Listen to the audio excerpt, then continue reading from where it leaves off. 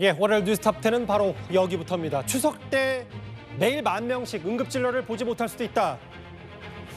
응급실 블랙리스트까지 저희가 준비한 1위와 3위입니다. 의료 공백 사태를 논의할 여야 의정 협의체를 구성하려고 하지만요. 좀처럼 속도를 내지 못하고 있습니다. 당장 일주일 앞으로 다가온 추석 연휴 응급실들이 꽤 걱정이죠. 평일 저녁과 주말 그리고 공휴일까지 문을 닫겠다는 응급실은 더 늘어나고 있습니다. 그런데 현장에서 의사들은 이런 비관적인 전망을 내놓고 있습니다. 직접 먼저 목소리 들어보겠습니다. 추석 때 몸 조심하십시오. 결국은 연휴 때는 약 10,000명 정도가 치료 못 받을 거란 말이에요. 네. 그거를 이제 정부가 감당할 수 있겠냔 말이죠. 대책이 있겠냔 말이죠. 제대로 응급의료를 제공하지 못할 것 같으면 닫는 게 나아요. 지금처럼 공보위 군의관 데려다 놓고 문 열어라. 이게 전문성에 대한 인정이 아니라는 것이죠. 신뢰라고 하는 것이 지금 어떤 정부에서 의사들과 신뢰를 완전히 잃어버렸지 않습니까? 네. 엄청나게 많은 비용을 지불하게 될 것입니다. 국민들 주머니에서 나올 거예요. 지금 의료 공백 사태 현장을 얘기할 때마다 많이 혼란스럽습니다. 저를 비롯한 모든 시민들이요. 먼저 이현종 의원님. 네. 정부는 보건복지부는 설 연휴에 비해 추석 때 문을 여는 병원 의원들이 한 2배 정도 된다고 하는데 대한응급의학과 이형민 회장이 뭐라 그랬냐면 추석 때 10,000명 정도가 응급치료를 제때 받지 못할 거다. 이런 전망까지 했습니다. 글쎄요, 제가 이 상황에 대해서 정말 현장에 있거나 정말 정확한 데이터가 있지 않기 때문에 정부의 발표나 또 응급의학 쪽의 어떤 이야기를 100% 지금 신뢰하기는 솔직히 좀 어려움이 있는가 아닌가 생각이 듭니다. 예. 왜냐하면 정부 나름대로 지금 이번 추석 연휴에 대한 어떤 우려 때문에 총력전을 펴고 있는 것 같습니다. 그렇기 때문에 많은 병원들이 이제 이번 추석 연휴 때 쉬지 않고 문을 여는 그러면서 이제 국민들의 의료를 챙기겠다 이런 입장인데 예. 지금 일단 이 의사 전문의들 같은 경우는 굉장히 어떤 위급하다는 이야기를 지금 메시지를 계속 내고 있는 거거든요. 지금 10,000명 정도 못 받겠다는 한 이야기는 글쎄요, 이게 이제 정확한지는 모르겠지만 아무래도 배후 진료라든지 이런 것들을 제대로 받을 수 있는 시스템이 안 돼 있다는 그런 측면으로 이해가 될 수 있을 것 같은데 예. 또 한편으로는 저희가 조금 기자된 제가 조금 뺐다가게 보면 이게 지금 너무 위기를 좀 키우는 거 아닌가라는 그런 느낌도 솔직히 지울 수가 없습니다. 예. 최근에 아까 우리 앵커도 이야기했지만 이 블랙리스트 즉 응급실에 근무하는 의사들의 실명을 어디가 다 공개를 해버렸어요. 예. 그 이야기는 뭐냐면 한편에서는 지금 응급실 의사들에게 의료계 내부에서 좀 압박을 넣고 있는 게 아닌가 그런 의심도 솔직히 있습니다. 그래서 이게 위기감을 좀 고조시키려고 하는 그런 측면도 지금 감안해야 되는 상황이 들고 예. 어쨌건 지금 정부 입장에서 보면 이번 추석 연휴가 정말 이 의료 사태의 중대한 분기점인 만큼 예. 총력전을 펼치고 있고 또 아마 우리 국민들도 나름대로 좀 이 부분에 대해서 준비를 하고 있을 걸로 보여집니다. 자, 그렇기 때문에 이런 일이 일어나지 않도록 어쨌건 의료와 또 정부 모두 다 최선을 다해야 될 것 같습니다. 그런 거예요. 그러니까 이형민 대한응급의학과 의사회장 얘기는 뭐냐면 성침 부의장님, 지금 응급시설 전국적으로 한 20,000명 정도 만약에 응급 치료를 받겠다는 시민들이 왔을 때 20,000명 정도까지는 어떻게 임계점인데 추석 때는 30,000명 정도다 매일. 그러니까 10,000명 정도는 제때 못 받는다. 이게 구체적인 수치로 이제 현장 의사들이 얘기를 했단 말이죠. 이런 것들이 아마 이전 추석 때 통계치를 갖고 이야기를 하는 것 같은데요. 예. 저 역시 제가 응급의료계 전문가가 아닌 이상 일단 응급의사학회장의 이야기를 좀 어느 정도 들을 수밖에 없지만 어느 정도 과장되는 측면도 있을 수 있다고 생각합니다. 예. 다만 지금 국민들이 혼란스러워하는 이유는 정부가 내놓는 대안들도 신뢰를 주지 못하고 있기 때문 아닙니까?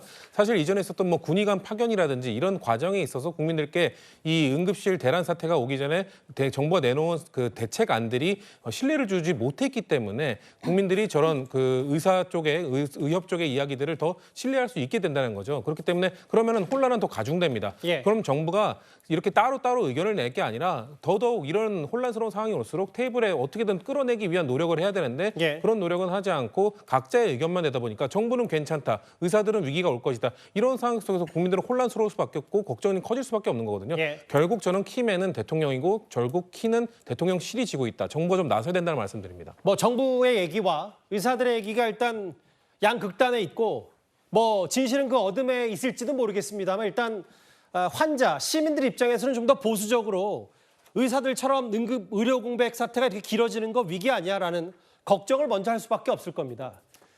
이런 현실을 집권 여당 국민의힘도 모를 리가 없겠고요. 한동훈 대표, 의정 갈등의 물꼬는 텄다고 했지만 현실은 녹록지 않습니다. 한 대표가 오늘 이런 말을 했습니다. 현재 여야 정은 모두 참여 의사를 밝히고 있는 것으로 보이고요. 의료계에서도 참여를 검토 중인 것으로 알고 있습니다. 무엇보다 의료계의 대승적 참여를 부탁드립니다. 야당까지 포함된 협의체이므로 의료계 입장에서 충분한 발언과 논의 보장된 구조입니다. 참여해 주셔서 문제를 같이 해결할 수 있었으면 좋겠습니다. 의협에서 2026년도까지 전면 백지화하고 27년부터 대논해야 할 수 있다고. 제가 아침에 의료진의 참여에 관해서 충분히 말씀드렸습니다. 그러면 여야 의정 대신 여야 정으로라도 가동하실 생각이 있으신가요? 아무리 개혁의 명분이 정당해도 국민의 생명보다 앞설 수는 없기에 아이를 살리기 위해 아이를 포기한 마음을 정부가 헤아려야 한다고 생각했기 때문입니다.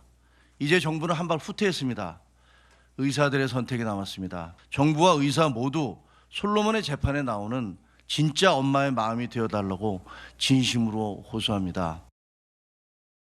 그만큼 지금 절박한 상황인 건 분명해 보이는데요. 강재현 변호사님. 네. 오늘 국민의힘 최고위원회 모두 발언에서 한동훈 대표가 뭐라 그랬냐면 의료계를 향해서 대승적으로 참여해달라고 했습니다. 또 하나 저희 단독 취재 내용으로 알려진 채널A 단독 취재 내용으로 알려진 이건 모두 나서달라. 당 지도부에게 의료계 접촉을 지시한 한동훈 대표예요. 지금 의대 증원과 관련해서 그동안에는 정부에서 주도적으로 해왔었는데 예. 어떠한 대화 채널로서 특히 장관, 차관 같은 경우에는 의료계로부터 굉장히 비난을 받고 있지 않습니까? 예. 그런 상황에서 한동훈 대표가 조금 더 본인의 대화 채널로서 나서려는 모습으로 보입니다. 지난 영수회담에서 이재명 대표 같은 경우에는 의대 증원과 관련해서 전폭적으로 지지하고 지원하겠다라고 하였지만 그 이후에 민주당에서도 아무것도 한 것이 없는 상황인데요. 한동훈 대표 입장에서는 집권 여당으로서 여기에 대해 책임감을 가지고 있는 것으로 보이고 예. 그리고 지도부와 함께 이제 의료계를 각개전투식으로 설득을 하겠다라는 모습을 보이는 것으로 보입니다. 예. 여야 의정 협의에 있어서 결국 여야 정 같은 경우에는 어느 정도 준비가 되어 있지만 의료계 같은 경우에는 누가 그 소통 창구가 될 것인가 그것이 굉장히 좀 문제가 될 것이라고 보이는 게 예. 대한의사협회에 대해서 좀 불신임을 하고 있는 사람들이 있고 의사들 같은 경우에는 변호사들과 달리 변호사는 대한변호사협회가 대표성을 가지고 있는데 예. 의사들은 꼭 그렇지가 않습니다. 그렇기 때문에 한동훈 대표도 전공의 비대위원장을 만나기도 하고 또 실질적으로 지금 이 의대 정원과 관련해서 증원 정지 가처분 신청이 들어왔었거든요. 예. 올해 초에. 그리고 결국 6월에 대법원에서까지 기각 결정이 나왔는데 그때 의대생 그리고 전공의 교수 이렇게 18명 정도가 신청인으로 들어가 있었습니다. 예. 그때 법원에서는 전공이나 교수 같은 경우는 신청인 적격이 아예 없다고 했어요. 의대생이 이 신청인 적격이 있다라고 하고서 본안에 대해서 들어가 보았는데 이번 상황에 있어서 결과적으로는 20대 의사들이 부족하다라는 부분에서 그 정부에서 의사 증원을 추진하는 것도 있거든요. 예. 그렇다면 의대생들 그리고 젊은 전공의들이 이 테이블로 나오도록 끌어내야 되는 것인데 지금 이게 의사들 그 단체 내에서의 알력 다툼으로서 가능할 수 있을지 잘 모르겠다라고 저는 개인적으로 생각을 합니다. 예. 어쨌든 한동훈 대표가 결과적으로는 이것을 더 이상 지켜보지만 않고 정말로 지도부가 그리고 국민의힘이 앞서서 이것을 해결하겠다는 의지를 보이고 있는 것으로 보이는데 가능하다면 추석 전에 조금 대화의 채널이 한 번이라도 풀어졌으면 좋겠다라는 생각입니다. 강재현 변호사께 질문 하나 더요. 국민의힘 내부 사정 잘 아실 테니까 이게 뭐 이걸 보면 아니 진작에 당 지도부 투입해서 의료계 접촉을 먼저 했었어야 되는 거 아니냐 지적이 있는데 사실은 지난주 금요일인가요? 한동훈 대표가 했던 중지안을 용산 대통령실이 원점에서 재검토하겠다고 받아들였기 때문에 이렇게 당 지도부에 요구하는 것도 한 대표가 이제 이 키를 집권 여당이 정부보다 먼저 쥐고 가겠다 이런 뜻으로 해석하면 되는 겁니까? 지금 상황에 있어서는 정부가 어느 정도 그 국민의힘 그리고 한동훈 대표에게 힘을 실어줬다라고 봐야 될 것 같습니다. 왜냐하면 예. 한동훈 대표가 26년도 증언에 대해서는 유예하자라는 이야기를 처음 했을 때 용산에서는 좀 노골적으로 그것을 받아들이기 어렵다라는 이야기들이 있었거든요. 그런데 여야 의정 협의체를 만들자라는 이야기들이 나오면서 예. 그 이후에 지금 정부에서도 거기에 대해서 26년 2016년도 그 증언에 대해서는 의료계에서 어떤 합리적인 안을 가지고 왔을 때 원점에서부터 제로 베이스에서부터 논의할 수 있다라고 이야기를 하고 있습니다. 예. 그것 자체가 사실상 정부에서는 어떤 전향적인 태도 변화가 있었다라고 저는 봐야 될 것으로 보이고 예. 지금까지 정부에서 보건복지부 장관 차관들이 저는 대화 채널로서의 역할을 너무 못했다라는 생각을 좀 하고 있습니다. 예. 한동훈 대표가 여기에 있어서 본인이 한번 나서보겠다라고 하고 있는 것으로 보이고 예. 정부에서 앞으로도 힘을 실어줬으면 하는 바람입니다. 지금 보시면 추석 전에 언제든 어떻게든 속도전을 내겠다는 게 국민의힘 얘기인데 여야 의정 가운데 의는 빼고 지금 여야 정은 준비가 돼 있다. 결국 키는 의사들이 지고 있는데 의료계를 어떻게 참여시키느냐가 앞으로 한동훈 대표에게 최대 과제일 겁니다. 그런데 저희 뉴스탑10 제작진이 전국 의과대학 교수협의회 입장을 직접 한번 들어봤습니다. 정치권에서는 어쨌든 추석 전에 한번 모였으면 좋겠다는 입장인 것 같고 대신 구성을 어떻게 할 건지 아직 저희가 전달받은 바가 없어서 일단 여야 의정 뭐 몇 명이나 모여야 되는지 어떤 파트에서 몇 명이 들어가는지도 저희가 잘 모르니까 받아봐야지 일단 뭐 어떻게 구성해서 들어갈지도 생각을 할 수 있을 것 같고요. 뭐 일주, 2주 전에 비하면 정말로 크게 발전이 됐고 한동훈 대표가 처음 발표했을 때는 정부나 대통령실에서 그냥 한마디로 그냥 날렸었는데 그래도 이제 받아서 움직이고 있는 상황이 됐다는 거는 뭐 일종의 발전을 했다.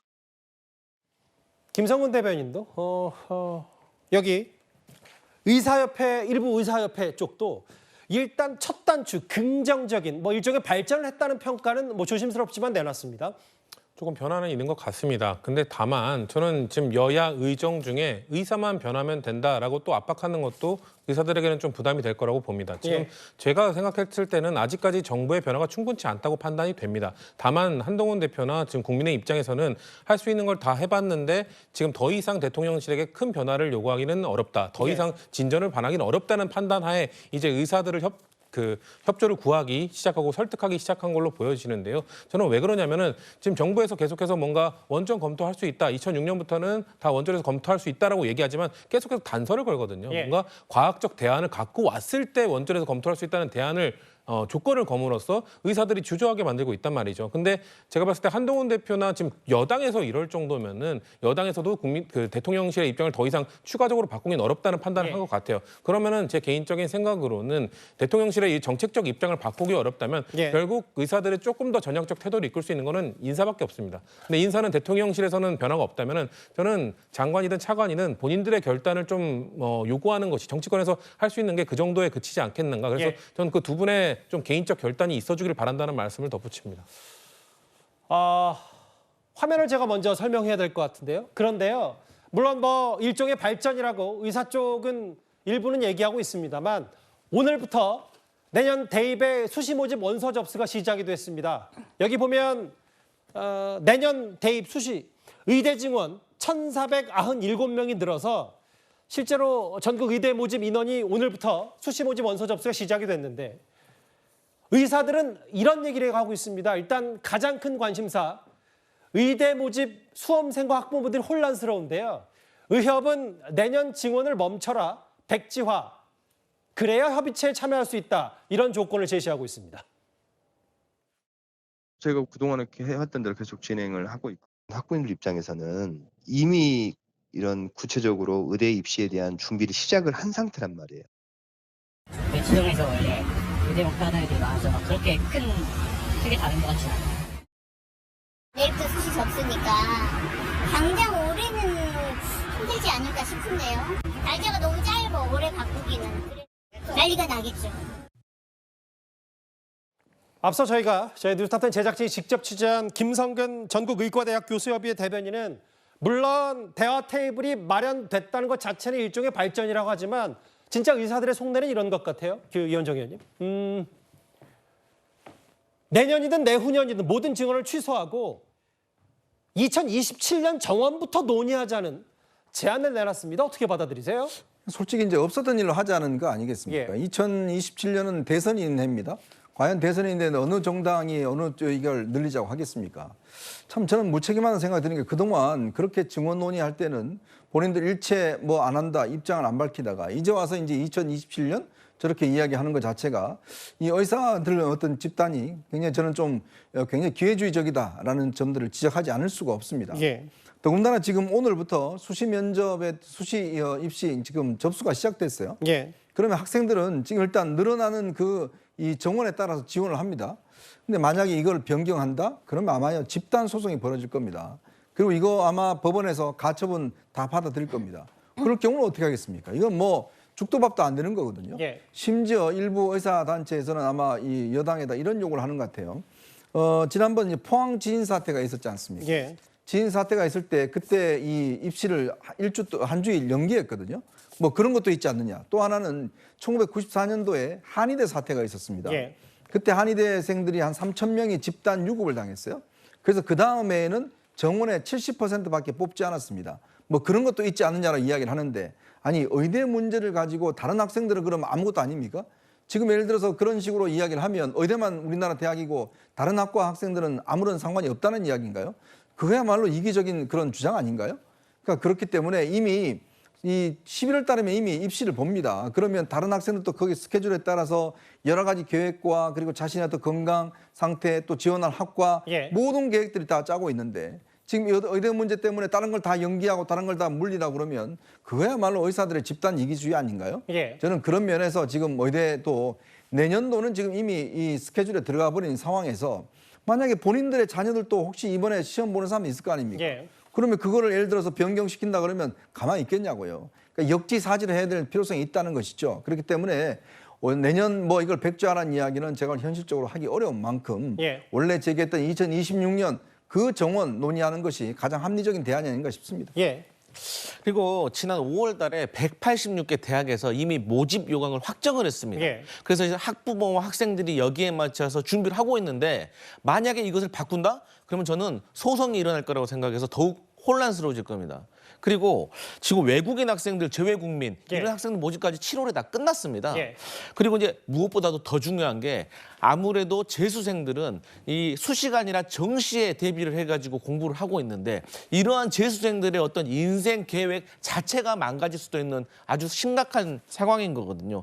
그러면서 김성근 전유기업 대변인 이분의 말씀은 과거의 사례를 얘기하시면서 이번에도 충분히 할 수 있는 거 아니냐고 하는데 이건 너무나도 조금 이기적인 행태가 아닌가 좀 그렇게 느껴집니다. 그러면 이게 지금 뭐 민주당에서도 현 정부의 어떤 의료 공백 사태를 이렇게 놔둔 거에 대해 비판하지만 의사들이 이렇게 내후년의 정원부터 그러니까 없던 일로 하자. 그리고 어쨌든 용산 대통령실이 어느 정도 입장 표명을 사과하자. 이런 부분은 민주당이 봐도 과도하다는 생각을 하시는 겁니까? 첫 번째로 지금 민주당은 장차관 중에서 차관 경질을 요구하고 있습니다. 그러니까 다시 새 테이블이 꾸려졌는데 어쨌든 박민수 차관이 그동안 어떤 의대생들에 대한 모욕적인 언행이라든가 최근에 경중 중증과 관련된 어떤 이런 국민적인 분노를 일으키는 어떤 이 발언들이 어떻게 의사들과 같은 테이블에 앉았을 때 좋은 결과를 도출해낼 수 있겠습니까? 그래서 세술은 세 부대에 담는다는 어느 그런 취지에서 박민수 차관은 좀 경질하시고 그러면 어쨌든 의사업계도